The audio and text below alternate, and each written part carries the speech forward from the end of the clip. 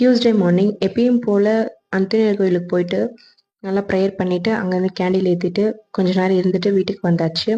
Afternoon போல் முட்டை gravy தான் செஞ்சுட்டு இருந்தேன். அதனால் முட்டையை வேக வச்சுட்டு லைட்டாக அதை கீறி எடுத்தாச்சு. கடாய் வச்சுட்டு எண்ணெய் ஊற்றிட்டு வீட்டில் அரைக்கிற மிளகாத்தூள் 1 ஸ்பூன், மஞ்சத்தூள், உப்பு போட்டு நல்லா அந்த முட்டையை ஒரு 2 நிமிஷம் நல்லா வறுத்து எடுத்தாச்சு. அதே எண்ணெயில் சோம்பு, பட்டை, லவங்கம், கிராம்பு, கருவேப்பிலை, 3 பச்சை மிளகா போட்டுட்டு 2 கைப்பிடி அளவு வெங்காயம் போட்டு நல்லா வதக்கியாச்சு. வதக்கிட்ட பிறகு அதிலே 1 ஸ்பூன் இஞ்சி பூண்டு பேஸ்ட் போட்டு அதையும் நல்லா வதக்கியாச்சு. வதக்கிட்டு அதோட பச்சை ஸ்மெல் போயிட்ட பிறகு தக்காளியும் சேர்த்து அதையும் வதக்கியாச்சு. ஆல்ரெடி நம்ம உப்பு, மிளகாத்தூள்லாம் போட்டிருக்கோம் வறுக்கிறதுக்கு முன்னாடி. அதனால கொஞ்சம் தேவைக்கு ஏற்ற மாதிரி போட்டுட்டு அதையும் விட்டுட்டு கொத்தமல்லி இலை தூவி தேவையான அளவு தண்ணி ஊற்றிட்டு மூடி வச்சாச்சு. ஒரு 5 நிமிஷத்துக்கு அப்புறம் ஓப்பன் பண்ணி பார்த்தா மசாலா ஸ்மெல்லாம் சூப்பராக இருந்தது. அதுக்கப்புறம் முட்டையும் போட்டு ஒரு 2 நிமிஷம் கொதிக்க விட்டு இறக்குனா சூப்பரான முட்டை கிரேவி ரெடி.